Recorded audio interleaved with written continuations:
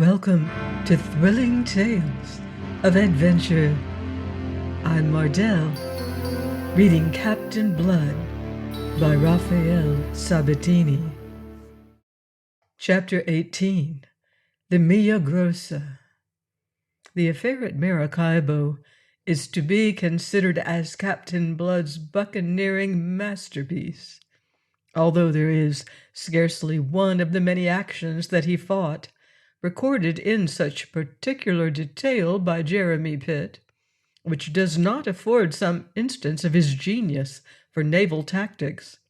Yet in none is this more shiningly displayed than in those two engagements by which he won out of the trap which Don Miguel de Espinosa had sprung upon him.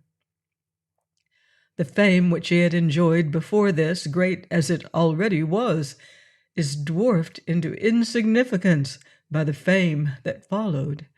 It was a fame such as no buccaneer, not even Morgan, has ever boasted before or since. In Tortuga, during the months he spent there, refitting the 3 ships he had captured from the fleet that had gone out to destroy him, he found himself almost an object of worship in the eyes of the wild brethren of the coast, all of whom now clamored for the honor of serving under him. It placed him in the rare position of being able to pick and choose the crews for his augmented fleet, and he chose fastidiously. When next he sailed away, it was with a fleet of 5 fine ships, in which went something over 1,000 men. Thus you behold him not merely famous, but really formidable. The 3 captured Spanish vessels he had renamed, with a certain scholarly humor, the Clotho, Lachesis, and Atropos, a grimly jocular manner of conveying to the world that he made them the arbiters of the fate of any Spaniards he should henceforth encounter upon the seas. In Europe, the news of this fleet, following upon the news of the Spanish admiral's defeat at Maracaibo, produced something of a sensation. Spain and England were variously and unpleasantly exercised, and if you care to turn up the diplomatic correspondence exchanged on the subject, you will find that it is considerable, and not always amiable. And meanwhile, in the Caribbean, the Spanish admiral Don Miguel de Espinosa might be said, to use a term not yet invented in his day, to have run amok. The disgrace into which he had fallen as a result of the disasters suffered at the hands of Captain Blood had driven the admiral all but mad. It is impossible, if we impose our minds impartially, to withhold a certain sympathy from Don Miguel. Hate was now this unfortunate man's daily bread, and the hope of vengeance an obsession to his mind. As a madman he went raging up and down the Caribbean seeking his enemy, and in the meantime, as an hors d'oeuvre to his vindictive appetite, he fell upon any ship of England or of France that loomed above his horizon.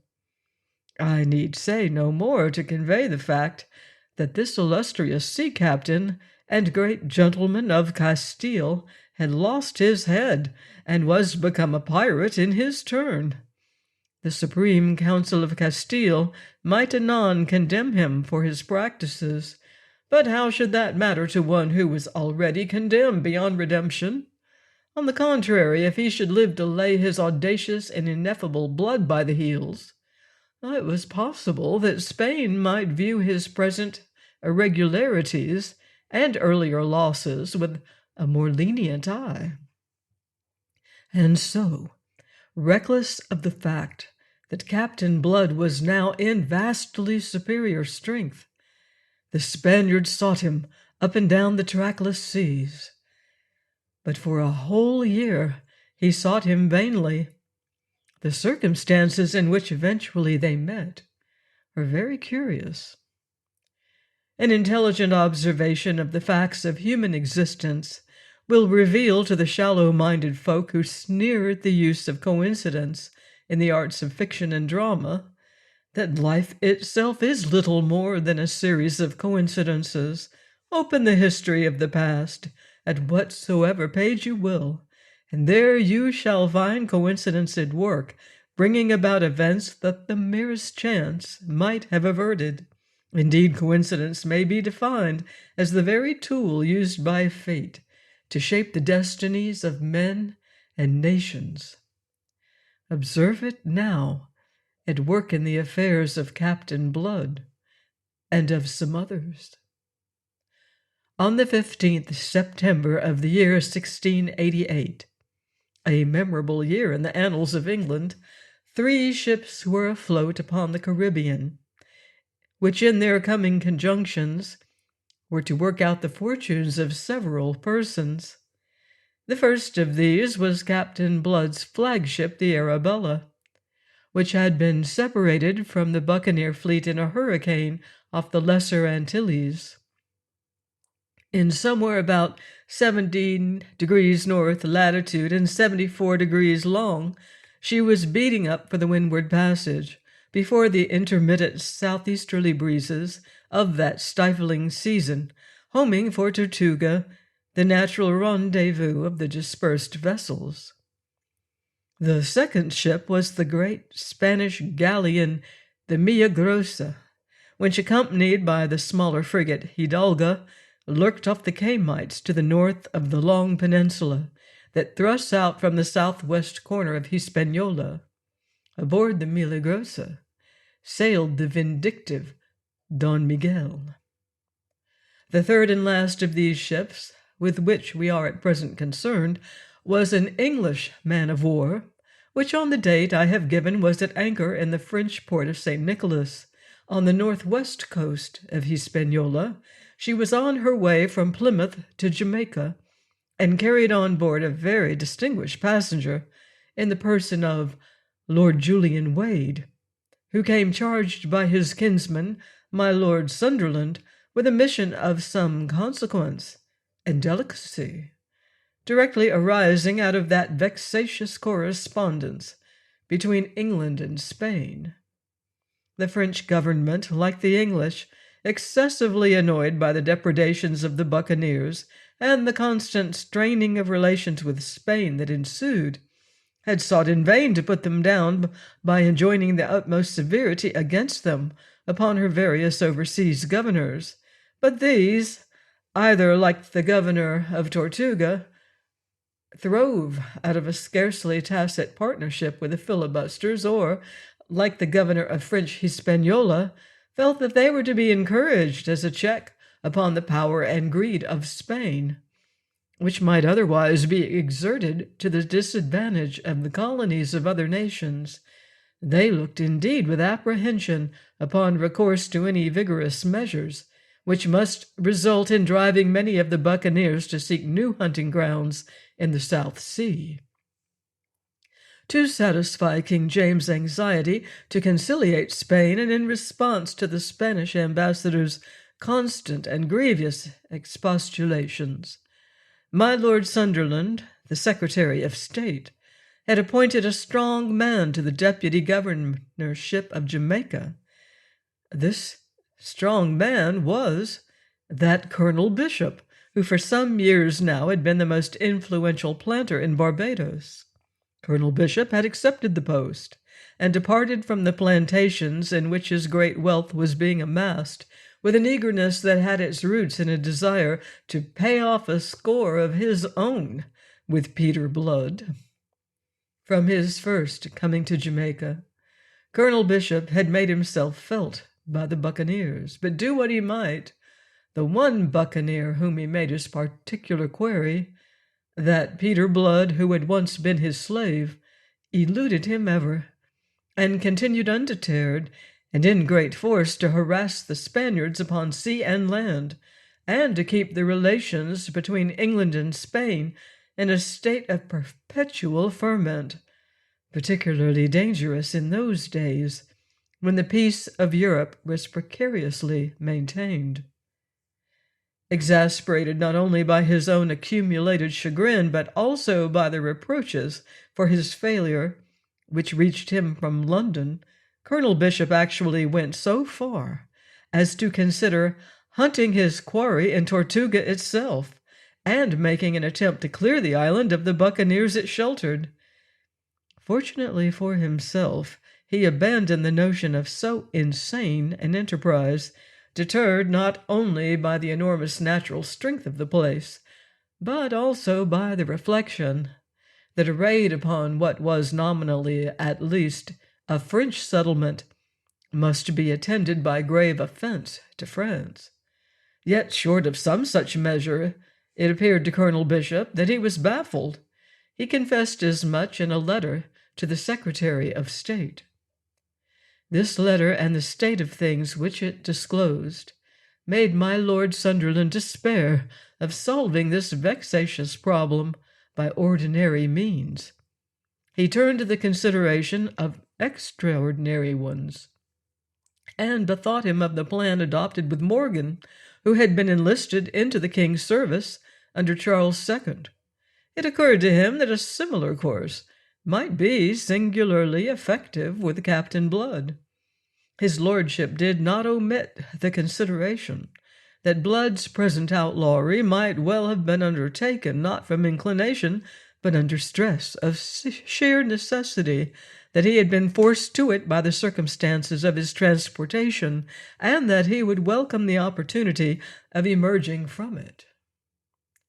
Acting upon this conclusion, Sunderland sent out his kinsman, Lord Julian Wade, with some commissions made out in blank, and full directions as to the course which the secretary considered it desirable to pursue, and yet full discretion in the matter of pursuing them. The crafty Sunderland, master of all labyrinths of intrigue, advised his kinsman that in the event of his finding Blood intractable, or judging for other reasons that it was not desirable to enlist him in the king's service, he should turn his attention to the officers serving under him, and by seducing them away from him, leave him so weakened that he must fall an easy victim to Colonel Bishop's fleet. The Royal Mary, the vessel bearing that ingenious, tolerably accomplished, mildly dissolute, entirely elegant envoy of my Lord Sunderland's, made a good passage to St. Nicholas, her last port of call before Jamaica. It was understood that as a preliminary, Lord Julian should report himself to the deputy governor at Port Royal, whence at need he might have himself conveyed to Tortuga. Now, it happened that the deputy governor's niece had come to St. Nicholas some months earlier on a visit to some relatives, and so that she might escape the insufferable heat of Jamaica in that season, the time for her return being now at hand, a passage was sought for her aboard the Royal Mary, and in view of her uncle's rank and position, promptly accorded. Lord Julian hailed her advent with satisfaction. It gave a voyage that had been full of interest for him just the spice that it required to achieve perfection as an experience. His lordship was one of your gallants to whom existence that is not graced by womankind is more or less of a stagnation. Miss Arabella Bishop, this straight-up-and-down slip of a girl with her rather boyish voice and her almost boyish ease of movement, was not perhaps a lady who in England would have commanded much notice in my lordship's discerning eyes. His very sophisticated, carefully educated tastes in such matters inclined him towards the plump, the languishing, and the quite helplessly feminine. Miss Bishop's charms were undeniable, but they were such that it would take a delicate-minded man to appreciate them. And my Lord Julian, whilst of a mind that was very far from gross, did not possess the necessary degree of delicacy, and I must not by this be understood to imply anything against him. It remained, however, that Miss Bishop was a young woman and a lady, and in the latitude into which Lord Julian had strayed, this was a phenomenon sufficiently rare to command attention, on his side with his title and position, his personal grace, and the charm of a practised courtier. He bore about him the atmosphere of the great world in which normally he had his being, a world that was little more than a name to her, who had spent most of her life in the Antilles. It is not therefore wonderful that they should have been attracted to each other before the Royal Mary was warped out of St. Nicholas. Each could tell the other much, upon which the other desired information. He could regale her imagination with stories of St. James, in many of which he assigned himself a heroic or at least a distinguished part, and she could enrich his mind with information concerning this new world to which he had come. Before they were out of sight of St. Nicholas, they were good friends, and his lordship was beginning to correct his first impression of her and to discover the charm of that frank, straightforward attitude of comradeship which made her treat every man as a brother. Considering how his mind was obsessed with the business of his mission, it is not wonderful that he should have come to talk to her of Captain Blood. Indeed, there was a circumstance that directly led to it. "I wonder now," he said as they were sauntering on the poop, "if you ever saw this fellow Blood, who was at one time on your uncle's plantations as a slave?" Miss Bishop halted. She leaned upon the taffrail, looking out towards the receding land, and it was a moment before she answered in a steady, level voice. "I saw him often. I knew him very well." "You don't say!" His lordship was slightly moved out of an imperturbability that he had studiously cultivated. He was a young man of perhaps 28, well above the middle height in stature, and appearing taller by virtue of his exceeding leanness. He had a thin, pale, rather pleasing hatchet face, framed in the curls of a golden periwig, a sensitive mouth, and pale blue eyes that lent his countenance a dreamy expression, a rather melancholy pensiveness, but they were alert, observant eyes, notwithstanding, although they failed on this occasion to observe the slight change of color which his question had brought to Miss Bishop's cheeks, or the suspiciously excessive composure of her answer. "You don't say," he repeated, and came to lean beside her. "And what manner of man did you find him?" "In those days I esteemed him for an unfortunate gentleman." "You were acquainted with his story?" "He told it me, and that is why I esteemed him, for the calm fortitude with which he bore adversity. Since then, considering what he has done, I've almost come to doubt if what he told me of himself was true." "If you mean the wrongs he suffered at the hands of the Royal Commission that tried the Monmouth rebels, there's little doubt that it would be true enough. He was never out with Monmouth, that is certain.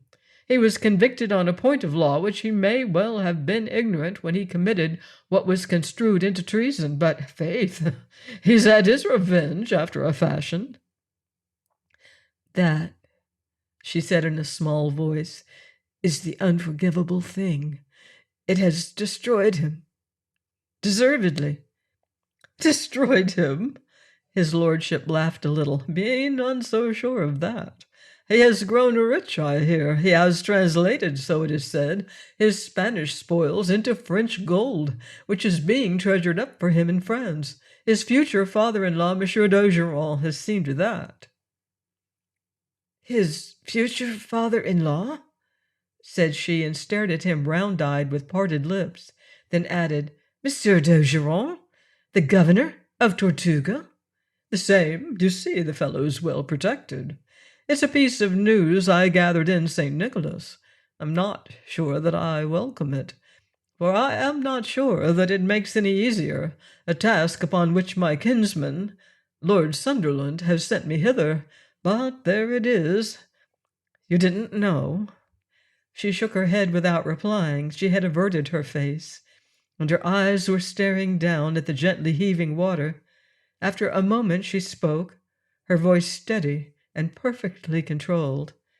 "But surely, if this were true, there would have been an end to his piracy by now.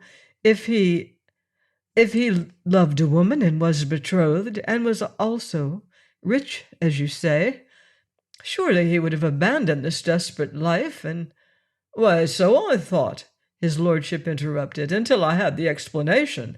D'Ogeron is avaricious, for himself and for his child.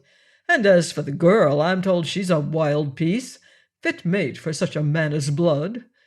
Almost I marvel that he doesn't marry her and take her a-roving with him. It would be no new experience for her, and I marvel too at Blood's patience. He killed a man to win her." "He killed a man for her, do you say?"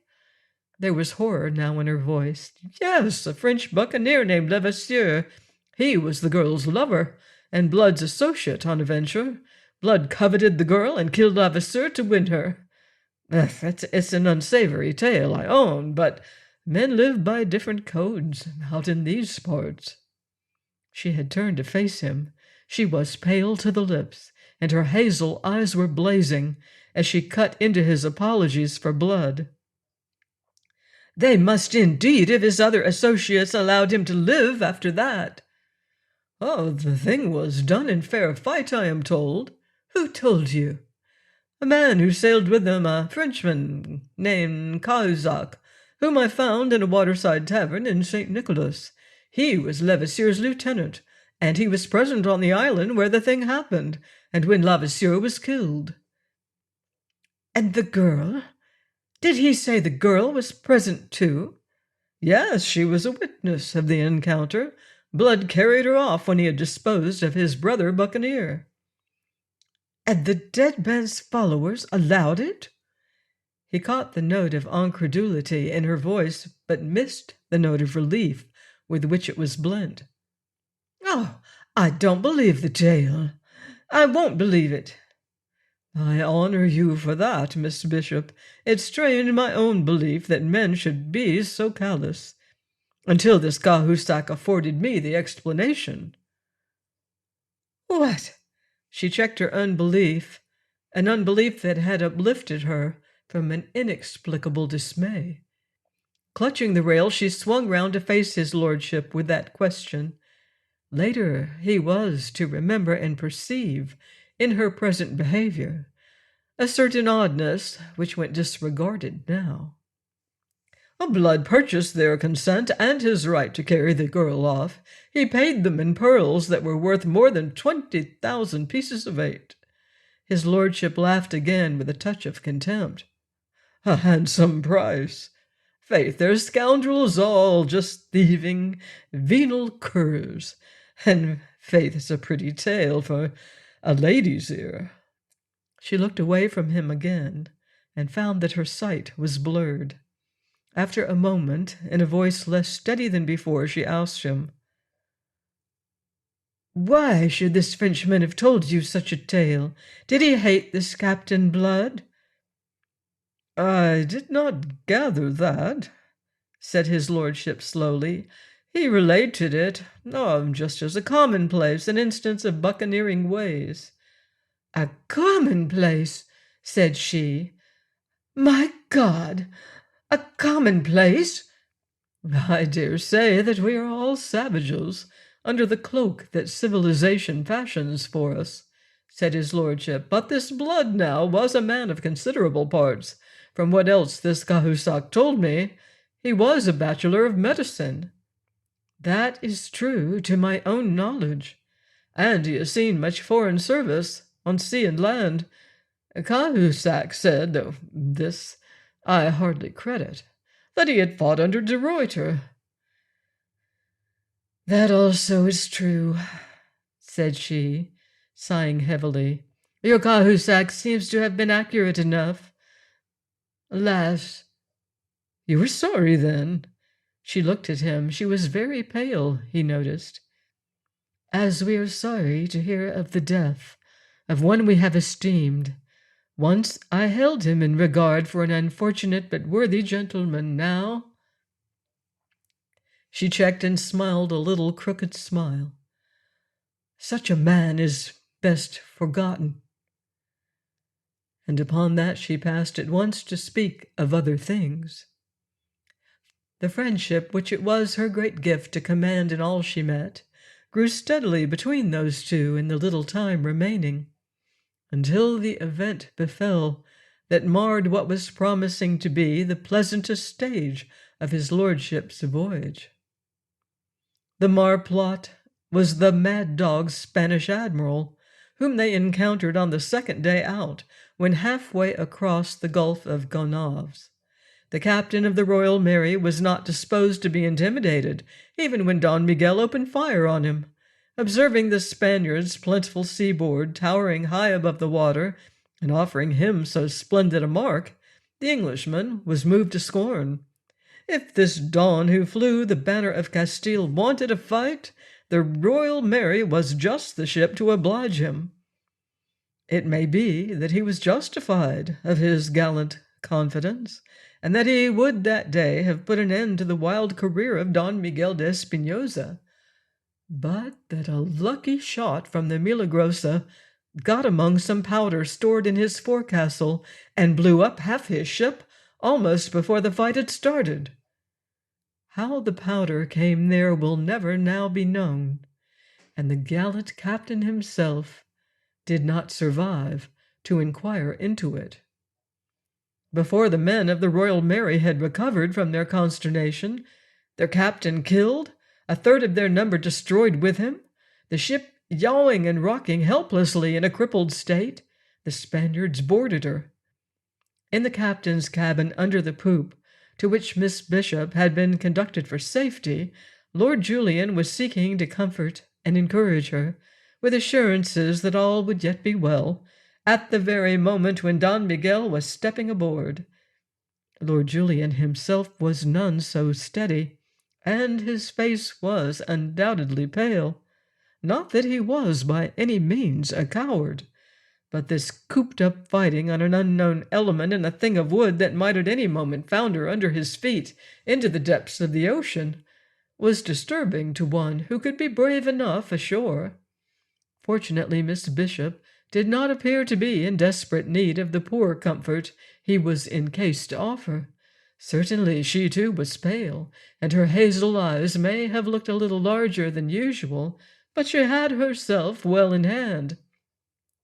Half sitting, half leaning on the captain's table, she preserved her courage sufficiently to seek to calm the octoroon waiting woman who was groveling at her feet in a state of terror. And then the cabin door flew open, and Don Miguel himself, tall, sunburned, and aquiline of face, strode in. Lord Julian spun round to face him, and clapped a hand to his sword. The Spaniard was brisk and to the point. "Don't be a fool," he said in his own tongue, "or you'll come by a fool's end. Your ship is sinking." There were 3 or 4 men in morions behind Don Miguel, and Lord Julian realized the position. He released his hilt, and a couple of feet or so of steel slid softly back into the scabbard. But Don Miguel smiled, with a flash of white teeth behind his grizzled beard, and held out his hand. "If you please," he said. Lord Julian hesitated. His eyes strayed to Miss Bishop's.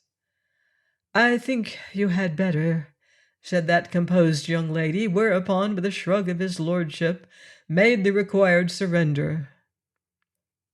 "Come, you, all of you, aboard my ship," Don Miguel invited them, and strode out. They went, of course. For one thing, the Spaniard had force to compel them. For another, a ship which she announced to be sinking offered them little inducement to remain.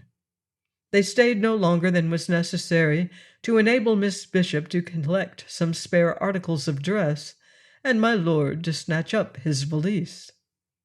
As for the survivors in that ghastly shambles that had been the Royal Mary, they were abandoned by the Spaniards to their own resources. Let them take to the boats, and if those did not suffice them, let them swim or drown. If Lord Julian and Miss Bishop were retained, it was because Don Miguel perceived their obvious value. He received them in his cabin with great urbanity. Urbanely he desired to have the honor of being acquainted with their names. Lord Julian sick with horror of the spectacle he had just witnessed, commanded himself with difficulty to supply them. Then haughtily he demanded to know in his turn the name of their aggressor. He was in an exceedingly ill temper.